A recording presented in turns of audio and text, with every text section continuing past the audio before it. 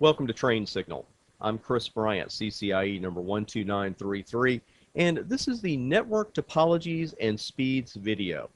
And in this particular video, we're going to take a look at 5 network topologies, and all we really mean by topology is the physical setup of the network. How are the host devices, how are the PCs themselves connected to the network?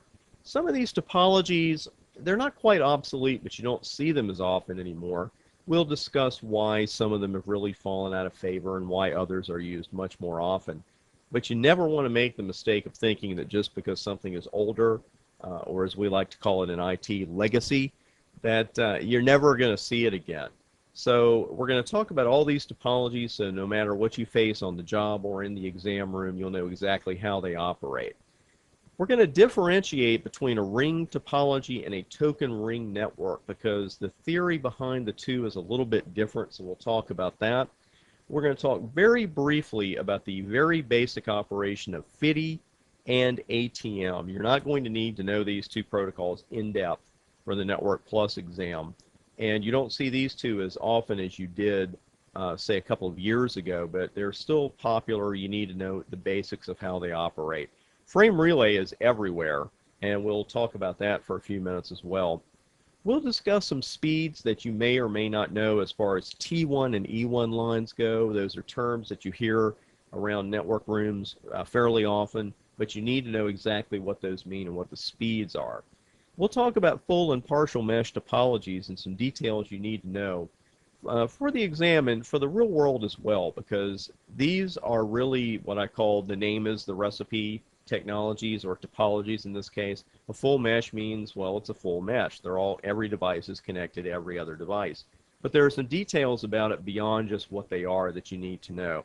And at the end of this particular video, we'll take a quick review of the high points, because if you have not seen this material before, I wouldn't say it's overwhelming, but there are different topologies, different levels of fault tolerance, different devices that are going to be used, so you need to take it all in. So I'll put in a quick review at the end of this video, and again, something I recommend for all these videos, but especially if you're particularly unfamiliar with the topic, watch it over and over again.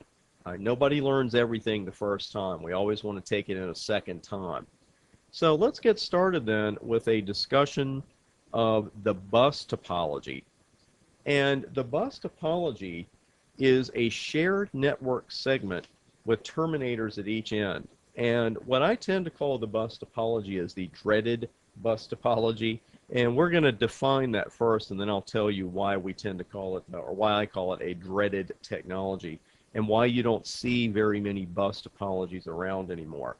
What we've got here is a typical bus topology, and the bus topology has a shared segment.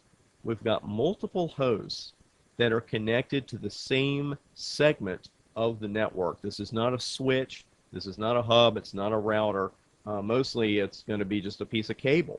And the problem here is that since we have multiple devices on the same physical segment, if one of these hosts is sending data, we've got to make sure that none of the other hosts are sending data at the same time. Because if they do, that data is going to collide, and then both signals are unusable. We're going to go into a more in-depth discussion of this in another video with Ethernet and with collision detection, because that's actually what this is. But that's one limitation of a physical bus topology, is that only one host is going to be able to send data at a time. And every other host on the shared segment is going to see the data sent out by one host. If host A is sending data to host E, all the hosts on the segment are going to see it, but only host E will actually accept it. Now, if we've got a cable here that all 5 of these PCs are connected to, that cable has to have an ending somewhere. And we have to have a way to stop the signals from just going and going and going. So what we've got there at the end of this cable is a terminator. That's not shown in the drawing, but on each end of a bus topology, you've got a terminator, and that's the only topology that we can say that about. Now, when I called it dreaded, I say that only half in jest, but you really don't see many bus topologies around anymore. And there's really more than one reason. The first reason is very basic. The topology is shared. So only one segment can possibly send data at one time. And that's pretty inefficient, especially in today's networks. We can't really have a setup where only 1 out of 5 or 1 out of 3 or 1 out of 9 hosts can send data at a time. That's not what we want. And a bus topology is not scalable. And if you've heard that term before, didn't quite know what it meant, or you haven't heard it before, what we mean by scalable is that we've got to be able to add to our network in an efficient manner, because our networks are always growing. We've always got more devices to put on, we'll have more printers to put on, we'll have more hosts to put on, and as we add these devices, we don't want it to impact the other devices already on the network if we can possibly help it. But frankly, we also want to be able to add it easily. We don't want it to be, a major operation. Well, the more hosts that we add to this bus topology, that's the more hosts that we have that are going to have to wait their turn to transmit. It's going to be the more hosts that end up having to examine the destination address of packets that they're not going to accept anyway. And it just goes on and on. So a bus topology is not what we call a scalable solution. And another major drawback to bus topologies is that they are subject to a single point of failure. And if there's one phrase we don't like in networking, it's single point of failure. And that's just a fancy way of saying if something goes wrong, and something will go wrong sooner or later, if something goes wrong, nobody can communicate at all. And that's not what we want, obviously. Let's say that we started off with this segment that we see here, and we added to it a bit. So now we've got 9 hosts on a single shared segment, not something you want to see in a real-world network, just as an example here. Well, what happens if something goes wrong with that shared medium? What happens if the cable goes down? Well, then we've got 9 PCs that can't communicate with anybody else. That is a single point of failure. And another term we use is fault tolerance. You hear that a lot in today's networks, thankfully. And fault tolerance, again, the name is the recipe. If something goes wrong, is there going to be a major problem? Is just one host going to be affected? Is no one really going to be affected? Are we still going to have communication? Well, in a bus topology, we're not, because bus topologies have no fault tolerance whatsoever.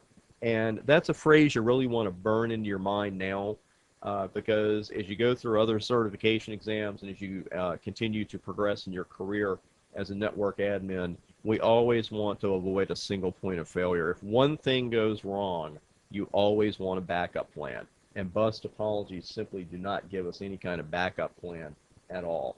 The only benefit, if you really want to call it a benefit, that I put on our board here, is that it uses less cable than the other topologies we're going to talk about here. Real world, big deal. You don't hear very many network admins say, well, we were going to add to the network, but we couldn't afford the cable. That's really not a reason to go with the bus topology, that you want to use less cable. I'm presenting you with the theory of that because you need to know it. But again, it is not a reason to use a bus topology. You just go out and buy more cable, and you use a star topology most likely, which is what we're going to talk about in just a moment. And again, another benefit, if you really want to call it a benefit, it's the easiest to put together theoretically. I would argue with that. I personally think a star network is a little easier to put together, but having assembled some bus topologies in my career, but theoretically the bus topology is really the easiest to put together. So again, it's a little easier. It uses less cable than the other topologies we're going to talk about here, but easiest in our business, in the networking business, very rarely means best. Another term relating to bus topologies that I want to mention to you, it's called a daisy chaining host, or creating a daisy chain. And if you do this, what you're actually doing is just connecting each of the PCs kind of in a row. There's no shared segment like we saw in the bus topology a little earlier. So you've got really a logical straight line and I guess a physical straight line if they're all right next to each other. But again, outside of some basic networking classes, I haven't seen a daisy chain in quite a while, and you really don't see bus topologies very often either because of the limitations that we've talked about here. A topology that you will see much more often in today's networks is the star topology. And you know how you really have to use your imagination when you're looking at a constellation, and you look at it and you're supposed to see, a big water dipper or a little water dipper or a horse or something like that, and you really have to kind of use your imagination a little bit. You may have to use your imagination to see a star here, but this is a star topology. And we've got 6 hosts, one that I've labeled host A because we're going to talk about that particular PC in just a moment. But what we've got here are multiple hosts connected to a central device. And here we have a switch. And we're going to talk about switches much more in another video. But I do want to point out to you that this is really the universal drawing or representation of a switch. You'll see this in Cisco documentation. You'll see it in other vendors' documentation as well. You'll see it on certification exams. You'll see it in books. You'll see it all over the place. So I want you to get used to being able to look at that and say, okay, that's a switch. I don't have to be told that that is a switch. That's a good idea. And I'll show you the same representation for a router later in this course as well. We could have a hub in the center of this device. So it's acceptable to have a hub at the center of a star topology, but most likely it's going to be a switch. And the star topology has better fault tolerance than a bus topology. And again, that's not saying much because the bus topology has no fault tolerance. So if the cable goes down, say, from the switch to host A, only host A is going to be affected. Now, obviously, host A would not be able to transmit at this point, but all the other hosts, their communications are not interrupted. Of course, they can't talk to host A, but they can certainly converse among themselves, if you will. So there's still a central or a single point of failure here, though, and that is the central device itself, because here host A got its cable back, but the switch is gone. So if that central device goes down, then the star topology is still out of business. But again, the fault tolerance level is a little higher because if the cable going to an individual host goes down, then the entire network does not go down. And there are some other benefits to the star topology. First being that when workstations such as these, and let's give host A its cable back. When the workstations are connected to their own switch ports as they are here, they can send data at any time regardless of whether the hosts connected to other switch ports are transmitting at the same time. There's no danger of collisions when the hosts are connected to their own switch ports. That's what we like. So here, we don't have a problem with host A and one of the other PCs sending data at the same time because they're not sending it onto a shared segment. They each have their own individual connection to that switch. And that relates to the second benefit of the star topology in that these star topologies are highly scalable. We could take other hosts and add them to this particular network with no problem at all, as long as we have switch ports left, of course, because not all switches have the same amount of ports. Some have 12 ports, some have 80, and some have a number in between. But again, as your network grows, and you wake up one day and you go, I got 50 hosts that I need to have connected to the network, and my switch only has 48 ports. You can get another switch and swap it out. Obviously, the network will be impacted while that switch is gone, but it's not as difficult as it is, say, with a shared topology to just cram more users on there. So star topologies are highly scalable. Now, checking out the whiteboard here for a moment, I've listed some of those points here for you. We've got the multiple hosts serving as the points of the star. A switch or hub will be found in the center. You will not see a repeater, and you will not see a router there. Some fault tolerance, again, only the host connected to the bad cable is affected, but if the central devices go down, whether that's a hub or a switch, the entire segment's going to go down. Host can send data at any time, and it's highly scalable. The very bottom of the whiteboard, I've put the one drawback, and again, it's a theoretical drawback more than real world. It does require more cable than a bus topology, to which a real network admin, a real world network admin is going to say, big deal, I'll just buy some more cables and put my star network together, because in the real world, a lack of cable is rarely, if ever, going to stop you from implementing a star instead of a bus. I'm telling you this because if you told a network engineer or the network manager, well, I didn't have enough cable, so I put a bus together. The first question that person's going to ask you is, why didn't you buy more cable? But theoretically, more for exam purposes, I want you to keep in mind that a bus topology does use less cable than a star topology. And again, you see a lot of star topologies out there these days. With the switches, as we'll talk about later, just makes networking easier. It makes it faster and more efficient, and that's what we're looking for in our networks. So a topology that kind of falls in the middle of these two extremes, we've looked at the bus topology, we've looked at the star, and as far as efficiency goes, the middle level here is a ring topology. So let's take a look at a ring. As mentioned earlier, you may or may not see a star when you look at a star topology. You probably won't see a bus like you think of a bus when you look at a bus topology. But with a ring topology, it's pretty easy to see where this topology got its name from. We do have a physical ring that is created in a ring topology. Every host is connected to the two closest hosts. It's somewhat like a daisy chain that we looked at earlier, except the ends of the chain are connected, so we do actually have a ring. And every host being connected to two other hosts tends to make you think, well, there's no single point of failure here, because if data can't go one way, it could just go the other way. Let's say that host A wants to send data to host C, and that's actually what I have in the diagram here. You can see the data flow going clockwise. If the data can't be sent clockwise, as shown in this diagram, you might think that host A could just send it counterclockwise, and maybe should be doing it anyway because that's a shorter path. But that's not the way the ring topology works.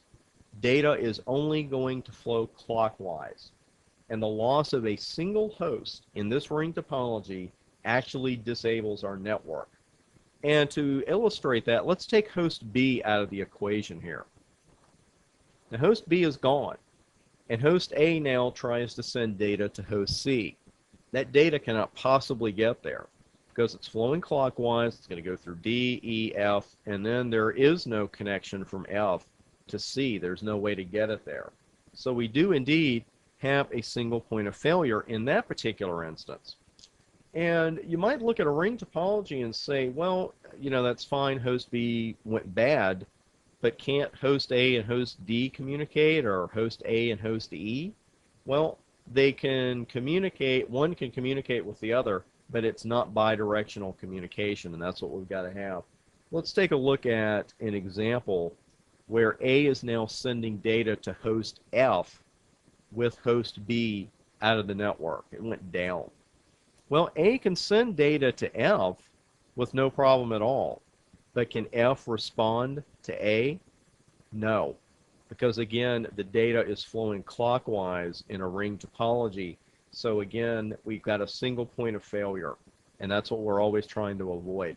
If we have a single host go down, the network is crippled. Now, we're going to step away from the official word for the exam, and I'm going to give you some real-world knowledge here when it comes to ring topologies. And this may never come in handy, but I don't want you to get confused when you read about it, say online on some of the IEEE documentation. Sometimes you can get a ring topology to flow counterclockwise if you want to. Why you would want to, I don't know, because you still just have that one data flow direction. It's either going to be clockwise or counterclockwise, and different ring topology standards say it differently. Some are going to say it goes clockwise, some are going to say it goes counterclockwise. The IEEE says it's clockwise. That's good enough for me. That's what I see referenced in every book I've ever read, so I would stick with clockwise. I don't think the Network Plus exam is going to get that picky, But what you need to keep in mind for a ring topology is that the data flow is unidirectional. It is not bidirectional. So therefore, the major point here is when we have a device go down on a ring topology, then our entire network is down. Therefore, the ring topology itself has no fault tolerance. Now, in networking, if you're relatively new to networking or relatively new to your certification studies, might as well let you know on a big secret now, there's always an exception to the rule. And the rule of ring topologies having a single point of failure does have an exception if it is a token ring network. And the reason we call it a token ring network, it is a logical ring, but not a physical one. And you'll see what I'm talking about there in just a moment. But this token it's a bit, and it's passed around from host to host, and only the host that has that token can transmit.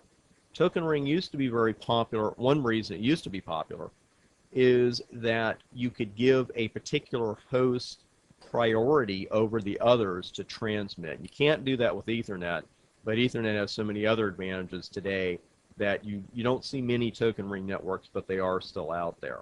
Now, if we have a token ring network, we do have a logical ring, just like we saw before, but the physical makeup is totally different. And here's what the physical layout of a token ring network is.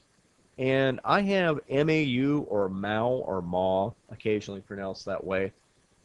You could also see it as MSAU, and I would be prepared to see it either way on your exam and in network documentation. It's the same device, MAU or MSAU. It is a multi-station access unit.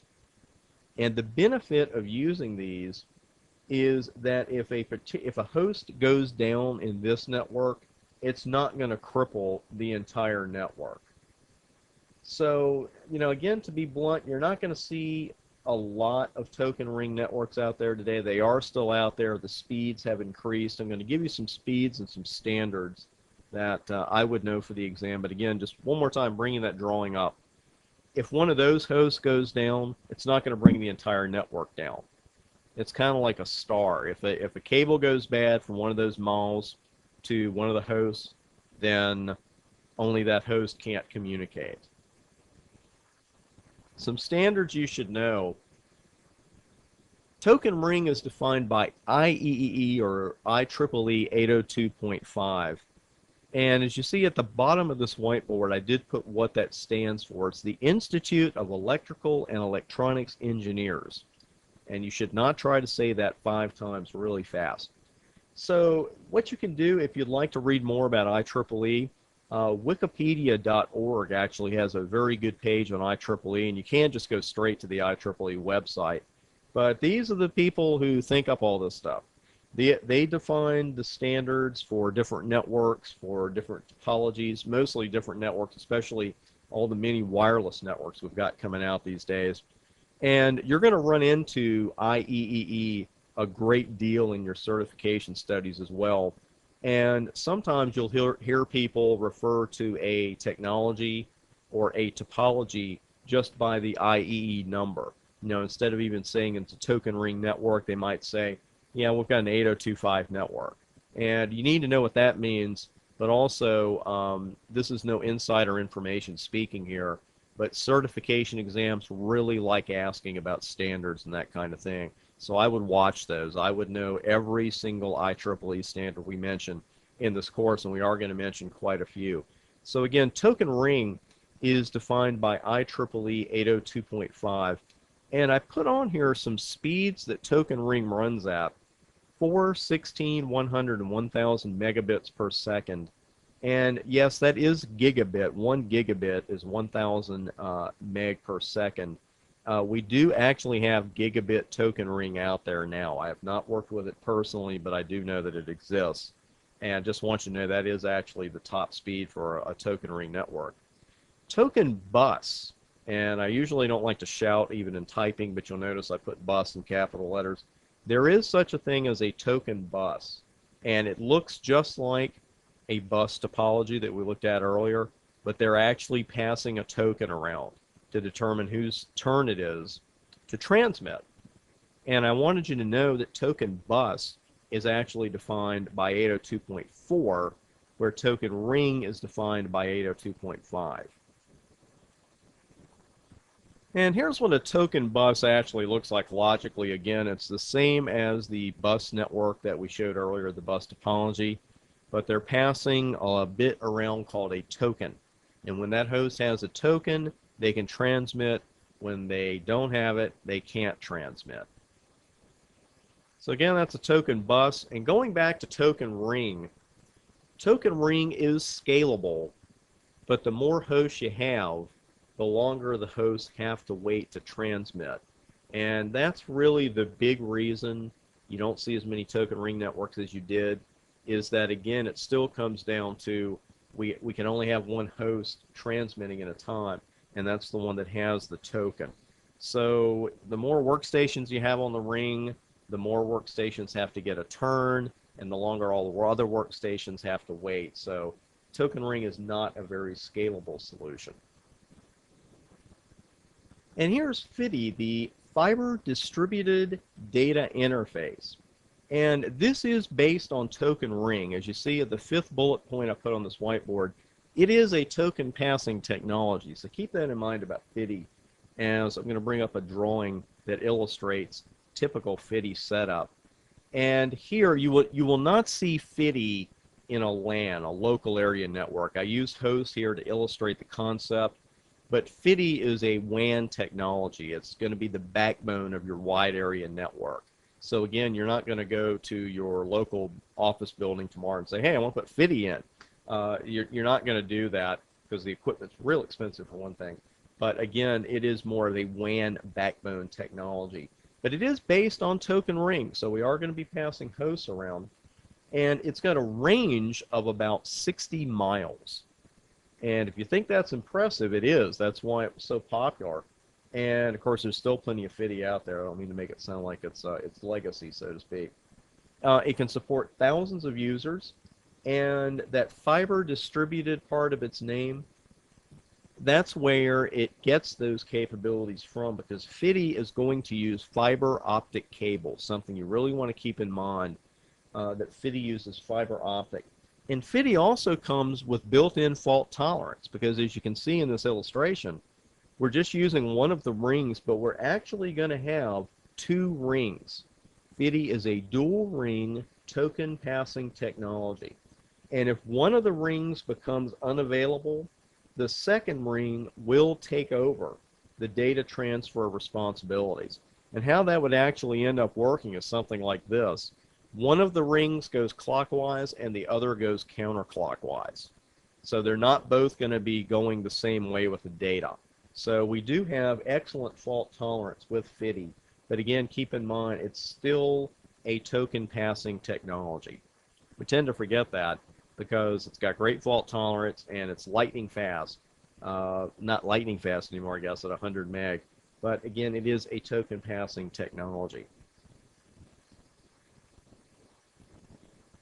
Just a bit of information here about ATM, asynchronous transfer mode. And again, this is more of a WAN backbone technology. It's not something that you're going to go to the office tomorrow and put in.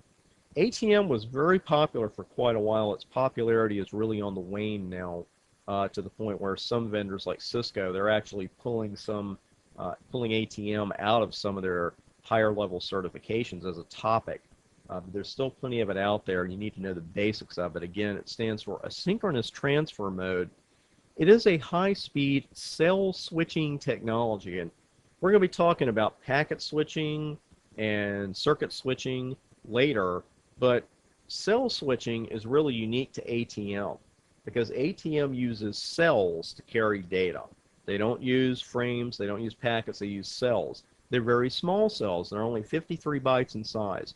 48 bytes of data and 5 bytes for the header. And the interesting thing is that the cells are fixed in size. That's a very important concept to remember when it comes to ATM, because packets and frames that we'll talk about later in the course, they can be different sizes. They'll have a limit, they'll have a maximum size, but they can be different sizes under that. ATM cells are always going to be 53 bytes. The phrase connection-oriented, if you have not heard this before, if you've never read about TCP and UDP, which we are going to talk about later in this course, very important phrase. I want to introduce it to you now as regards to ATM. It's called connection-oriented because an underlying control connection is created between the sender and the receiver before the data is actually sent. The sender is not just going to transmit data to somebody without setting up an agreement first as to how this is going to be handled. We will talk about that much more in detail as it refers to TCP, but it's a good idea, especially for cert exams, to keep some of these differences in mind when it comes to connection-oriented and connectionless. Connectionless, a sender just sends data without any warning to the receiver at all. ATM is indeed a connection-oriented protocol. The popularity of FDDI and ATM may be on the wane a bit. The one WAN technology that just gets more popular every day is frame relay. And frame relay is a packet switching WAN technology that uses virtual circuits to transport data from one endpoint to another. And a couple of terms there that may be new to you. First off, packet switching. Packet switching means that the packets being sent from point A to point B are not all taking the same physical path. They're going to get from A to B, but there may be different paths that these packets take, and then they'll be reassembled on the remote end by the recipient. Now, the term virtual circuit, again, that refers to that packet switching technology because the term virtual circuit means that the packet sent from point A may take different physical paths, again, to get to point B. It's the same destination, and they all get there, but the data takes different paths. And that's actually more efficient than sending it all over one dedicated path. Most frame relay transmissions today, most frame relay networks, use permanent virtual circuits, PVCs. And these PVCs are available at all times. If point A wants to send data to point B, it just does it. The circuit is already there. Now, there's another VC you might hear about out in the real world. I don't know if you'll see it on the Network Plus exam, but that is called a switched virtual circuit, an SVC. And then you've got, point A and point B. Point A is going to send data to point B. Well, that path is only going to be built when point A meets some kind of requirement. Do you have this much data to send? Is it destined for, point B, point C, point D, that kind of thing? The bottom line with an SVC is that the virtual circuit does not yet exist. It has to be built when it's time to send data, and that's a little time consuming. And I can tell you from personal experience, configuring an SVC is not easy, and getting them to come up and down at the right times is not easy. And frankly, most frame relay providers, the companies that actually provide the frame relay services to our networks, they'd rather you didn't use SVCs. It's just easier on them if you use PVCs. So frankly, PVCs are easier to work with. They're much more common than SVCs, and in most cases, they're actually cheaper. Now, these virtual circuits, whether it is a PVC or an SVC, this virtual circuit needs to exist before the data is transmitted. There's got to be, again, that underlying control connection, like I mentioned earlier, and that we're going to mention again. So frame relay is not only a packet switching technology, it is considered a connection-oriented technology. And one term that I want to bring up that confuses a lot of people, and sometimes you hear terms around the server room or the network room, and you think, I don't know what that means, but I don't want to ask. We've all been there. I've been there, and you've probably been there too. And that is a frame relay cloud. Because like I said, a lot of the terms we're using in this particular video are not intuitive at all. You think of a bus network. Well, what is that? As I mentioned, a star network doesn't look like a star to a lot of people. And a frame relay cloud really doesn't give you any clue as to what that term means. Well, a typical frame relay network is going to be a hub and spoke network where you have one central router, and then you've got some spoke routers out in remote areas that need to communicate with it. And a typical way for frame relay to be deployed is to have a frame relay cloud between two routers. And that frame relay cloud, that is actually owned by the providing company. And it's a network of frame relay switches. These are dedicated devices that aren't going to do anything except handle frame relay. And it's those switches that actually transport data from one endpoint to another. And if you're where I am, and that is at a network, and you're one of the endpoints of frame relay, you don't know about the switches between the two endpoints, and you don't care. We don't configure them, we don't troubleshoot them, they don't even belong to us. So instead of referring to them as a network, we just call it a cloud. We know they're in there, we don't know how many there are, and we really don't care as long as our data is getting from point A to point B. So again, the term frame relay cloud simply refers to the frame relay provider's network of frame relay switching devices. It's not something we really have to worry about. But you need to know what it is. And speaking of you need to know what it is, I've put up these speeds because you may hear the terms T1 line and E1 line around any network these days. And again, these are WAN lines. This is not going to be something where you can hook this up over your LAN. If you can, you know, that's great, but it's a little fast for most network cards. A T1 line is 1.544 megabits per second or 1544 kilobits per second. And the reason I'm showing you those is it's not to be cute, but I want you to just watch those, especially on exams, but also when you're reading books, when you're writing documentation. You know, putting a period in something or calling something kilobits per second when it should be megabits per second, that's a pretty big difference.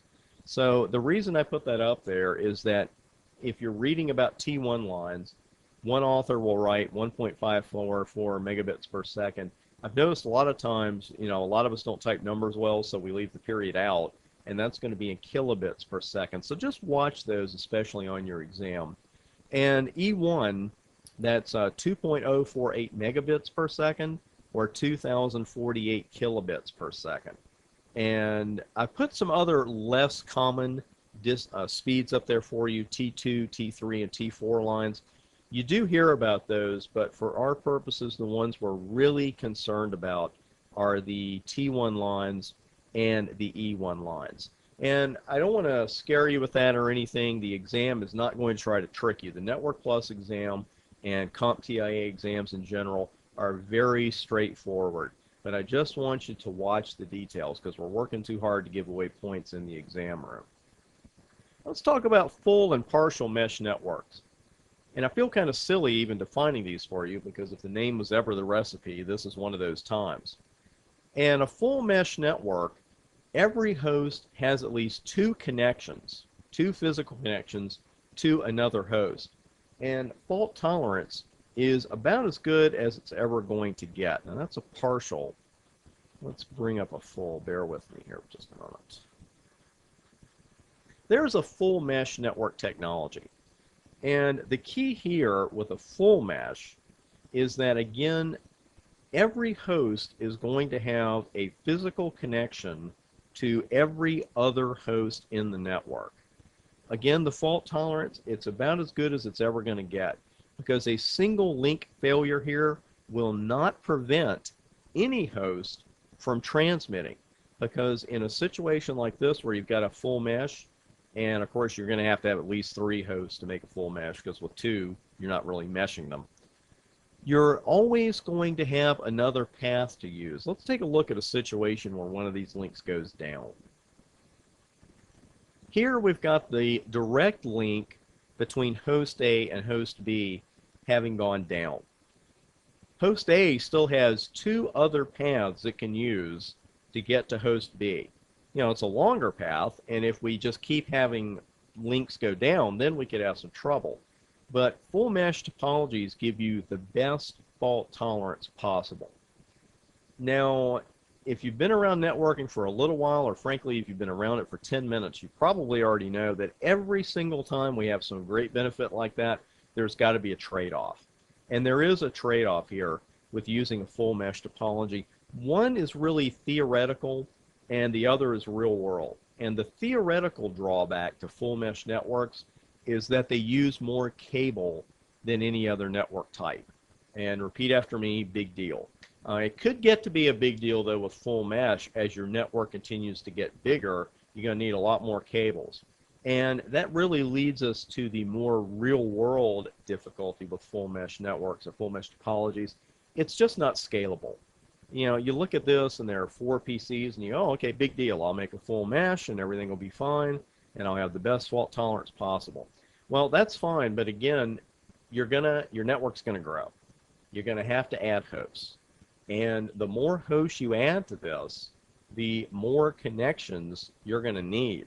If you have a 4-host full mesh, like the one we're looking at here, and you add 1 host to it, you've got to add 4 lines. You got to put a link between every one of these hosts and the new device. And frankly, that's just not scalable at all. That's going to get real out of hand real fast.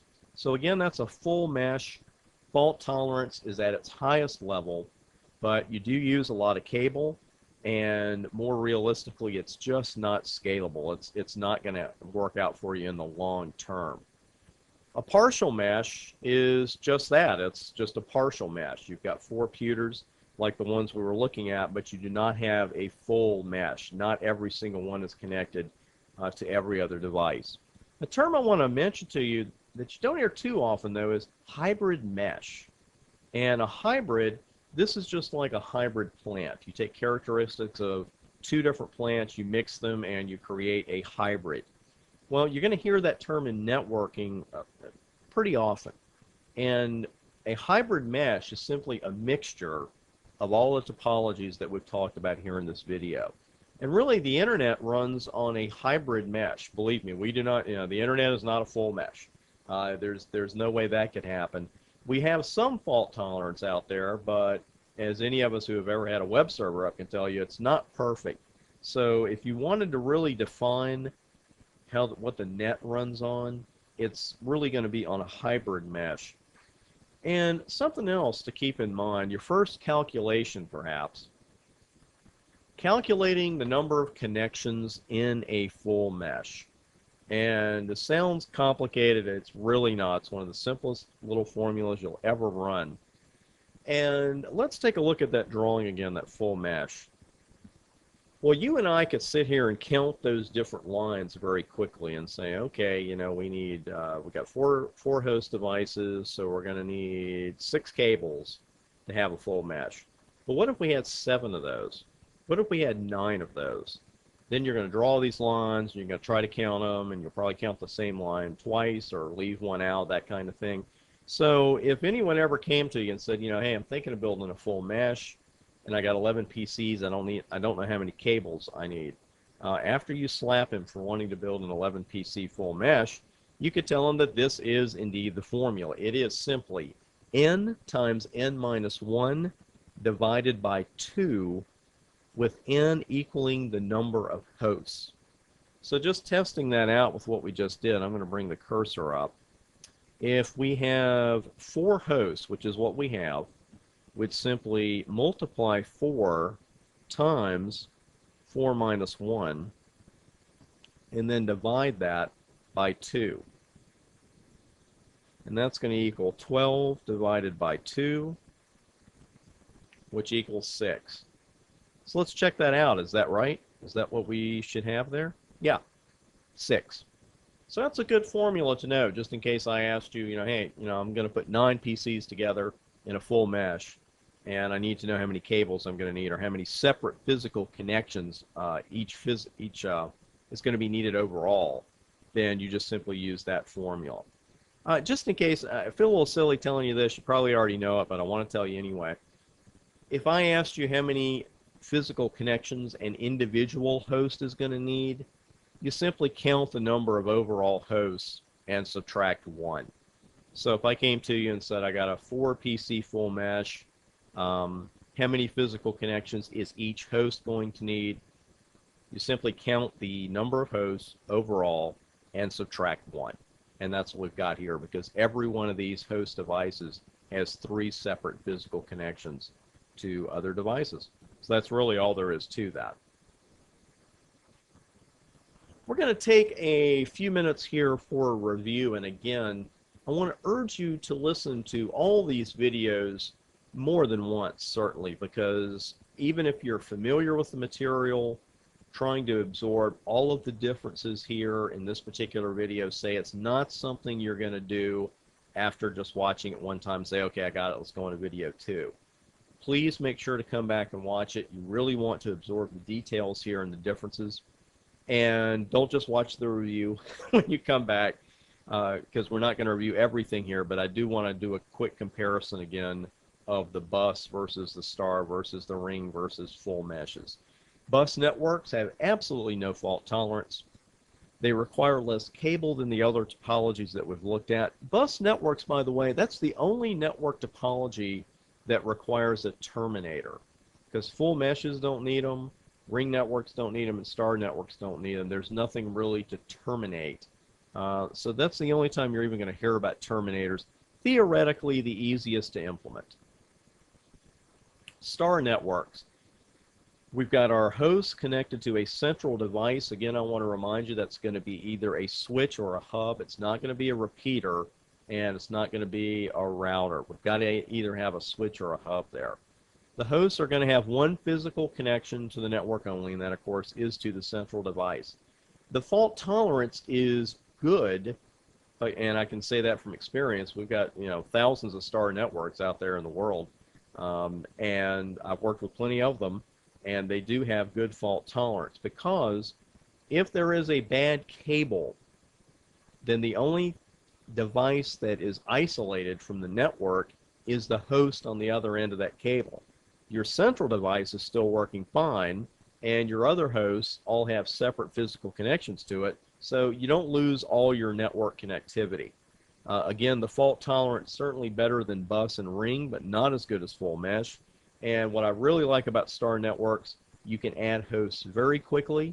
You can do it without impacting the other hosts on the network, and star networks are highly scalable. And anything that's highly scalable, I'm going to like, and you're going to like it too. Just a couple of reminders about ring networks. First off, there is no fault tolerance at all in a ring network. A token ring network will use a MAO or a MAO, however you want to pronounce it, or an MSAW. You see, this is networking, and we really like having multiple names for the same thing. You haven't seen anything yet, believe me. They do bring some fault tolerance to the network, but it's not total. I'm going to type in a couple things here for you, too, a couple of those standards that we talked about earlier, 802.5, and I'll put IEE in front of it. I will not do that the entire course because I want you to get used to seeing it that way. That is going to define token ring. 802.4, the very rarely seen token bus. Don't see that too often. That's a couple of good standards to know right off the bat. Full mesh, highest fault tolerance of all topologies. So if it's that good, you know there's got to be something wrong with it, and there is. It will require more cable than any of the other topologies we've talked about here. It's going to require the most physical connections per host, which can cause problems, but the big problem there is the final bullet point here. It's not a scalable solution, and we've got to have scalable solutions in our networks today. We cannot put a network together and say, okay, we're not going to add anything to this for years. It does not work that way. Planning for future growth is a phrase that you're going to hear from me throughout the course, and the earlier in your career you learn it, the better off you are.